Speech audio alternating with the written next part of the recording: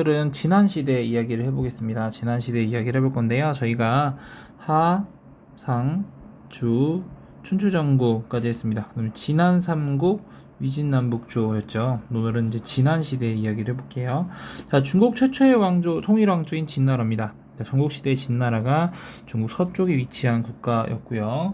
얘네들 같은 경우는 법가사상을 주로 활용을 하죠. 그래서 진시황 이 이제 국가를 만들었는데, 진시황은 원래 이름이 정입니다. 정. 네, 정입니다. 얘 같은 경우는 법과사상을 바탕으로 해서 강력한 통치를 실시해서 주변 국가를 차례로 정복을 한다. 그래서 중국을 통일한다 라는 부분 생각해 보실 수 있겠죠. 자, 그러면서 애들은 왕 중의 왕이잖아요. 왕 중의 왕이라서 새로운 상황과 새로운 지역, 새로운 이제 국가를 만들기 위해서 여러모로 생각과 노력을 많이 했는데요. 그에 따라서 얘가 진행한 게 자신을 첫 번째 황제라는 시황제라고 합니다. 시황제. 처음 황제라는 뜻이죠. 처음 황제. 시황제라는 칭호를 처음으로 사용했고요. 요거와 더불어서 황제 용어 사용합니다. 저희 당시에 황제 용어를 사용한 건 조, 제, 짐 요런 거 사용하죠. 조, 제, 짐 요런 거 사용을 한다라는 거, 요런 것도 생각을 해보시면 될 것 같습니다. 자, 그 다음에 요거와 더불어서요, 봉건제 때문에 주나라가 망했잖아요. 주나라가 봉건제 때문에 망하다 보니까, 주나라가 봉건제 때문에 망했으니 우리는 주나라처럼 그럼 그렇게 하면 안 되겠네 라고 결론을 내려서 9년제를 시행합니다. 네, 9년제를 시행하면서 각 지역에 이제 관리를 파견하기 시작한 거죠. 제 관리를 파견합니다. 그 다음에 각 지역의 도로, 수도를 중심으로 도로를 건설했고요. 그 다음에 문자화폐 도량형 통일합니다. 왜? 이거는 국가를 효율적으로 국가를 통치하기 위한 게 가장 기본적입니다. 국가를 효율적으로 통치하기 위해서 이제 화폐, 문자, 도량형을 통일했고요. 자, 요거 통일하면서 어떠한 결론을 내려왔냐? 여기서 그냥 끝내는 게 아니라 문자와 화폐 도량형을 통일해서 자연스럽게 문자 같은 경우는 이제 전서체라는 걸로 통일을 했고요. 화폐는 반량전이라는 걸로 통일합니다.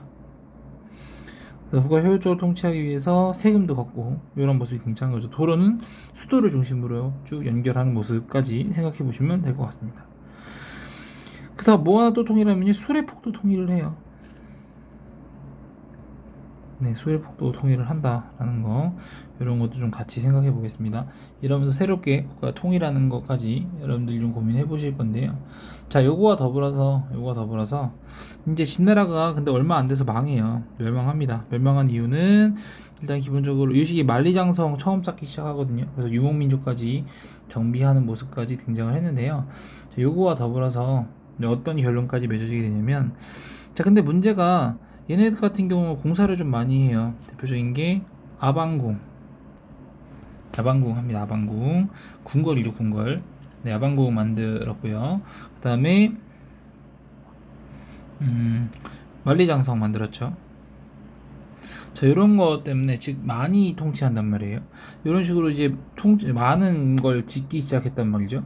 이런 걸 많이 짓기 시작하면서 그만큼 이제 국가의 이제 돈이나 이런 부분이 상당히 모자라는 결과 갖고 와요. 이런 걸 모자라는 결과 갖고 오다 보니까 이걸 어떻게든 해결을 보고 싶었던 거죠.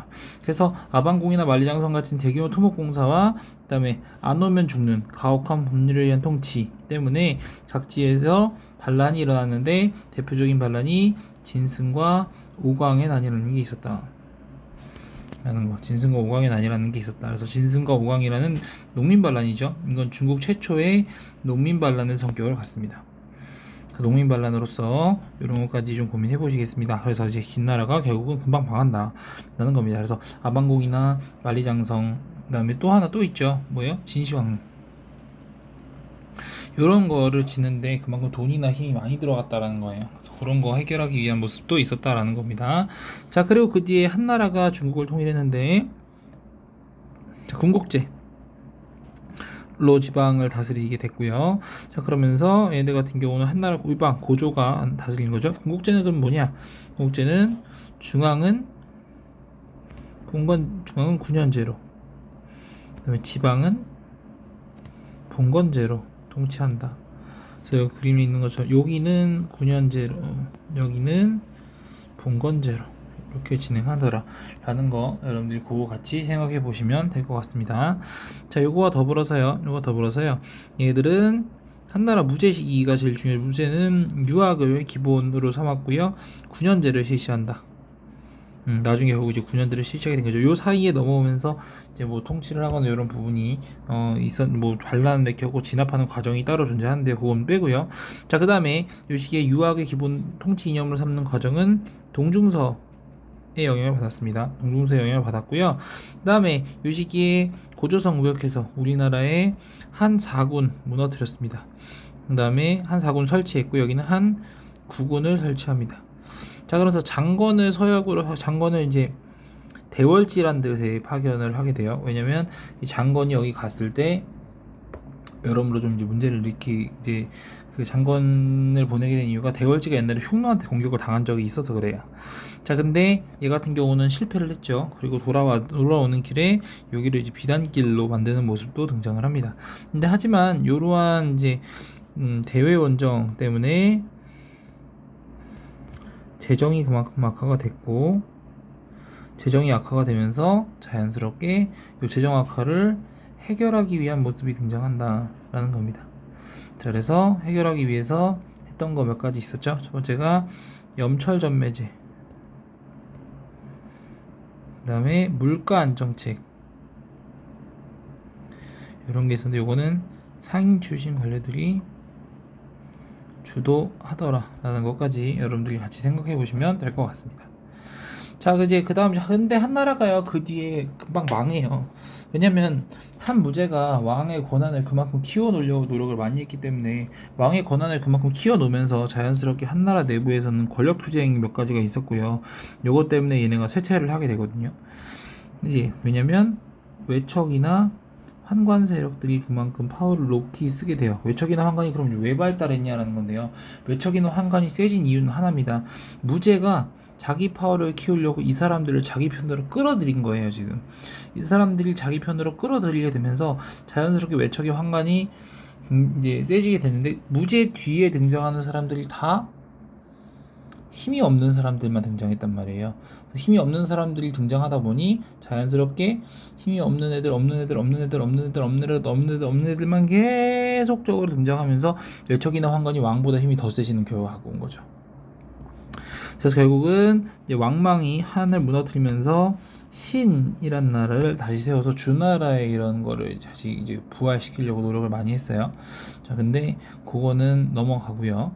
자, 그런 과정에서 이제 그 결과 광무제가 이걸 부활시키죠. 광무제가 이걸 부활시키면서 이때부터 후한이라고 불렀습니다. 후한이란 나라가 만들어지더라 라는 거 생각해 보시면 될 것 같고요. 근데 그러면서 이제 후한이 그 뒤에는 왜 누구 때문에 외척이랑 환관의 개입이 그만큼 심해졌고 결국은 굉장히 혼란스러워진다. 특히 넓은 토지를 소유한 호족이 독자적인 세력을 형성하면서 자기들이 여러 가지 이야기를 계속적으로 해 나갑니다. 자기 원하는 거 해달라고 계속 그러는 거죠. 결국은 후한이 약화되기 시작했고 후한이 결국 멸망하더라 라는 거 여러분들 고민해 보시면 될 것 같습니다. 자, 그러면서요 그 뒤에 이제 한나라의 문화적인 부분을 좀 볼 건데요. 한나라가 유학을 발전시키고 중국 문화의 바탕을 다지는 결과를 갖고 옵니다. 한나라는 유학을 중시를 했죠. 유학을 중시를 했고요. 그러면서 이 동중서가 한 거예요. 태학을 설치합니다. 그리고 관료로 선발하는데 이때의 관료는 추천제를 선택합니다. 추천제를 설치합니다. 추천제를 선택해서 이거를 향거리 선제라고 불러요. 네, 향거리 선제라고 부릅니다. 이걸 향거리 선제라고 부르는 이런 제도를 진행을 했고요. 자, 그 다음에 그 뒤에 이때는 훈구와, 왜냐면 진시황 때 분서갱유라는 사건이 있었죠. 앞에서 얘기를 안 했는데 이 분서갱유라는 사건이 있으면서 유학을 연구하는 책이나 이런 게 다 없어지는 결과를 갖고 오게 됐죠.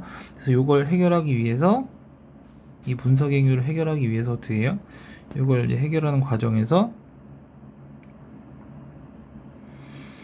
얼마 안 되는 유교 경전을 연구하기 시작하죠. 유교 경전을 연구합니다. 그래서 요거 해석을 강조하는 모습이 등장하죠. 그래서 해석을 강조하는 모습이 등장합니다. 해설 강조하는 모습이 등장하면서 홍보학이 발전하게 된다라는 겁니다. 역사서인데요. 역사서는 사마천이 사기라는 역사책을 저술합니다. 그 다음에 요 시기 같은 경우는 이제 역사소설 모음이 되는데 이러한 역사소설체를 기전체라고 불러요. 기전체는 인물 중심의 역사서입니다. 여기 밑에 보시면 이제 봉기, 황제 이야기, 제후 이야기를 다룬 세가, 그다음에 중요한 인물, 열전, 여기다가 지랑 표라는 게 있습니다. 라는 게 있어요. 그래서 그런 것까지 좀 같이 보시면 될 것 같고요. 자, 그다음에 후한 시대는 체륜이 종이를 만드는데 요거에다 하나 더 보겠습니다. 역사책 요거 말고 후한 시기에는요. 반고라는 사람이 한서라는 책을 씁니다. 반고라는 사람이 한서라는 책을 썼어요.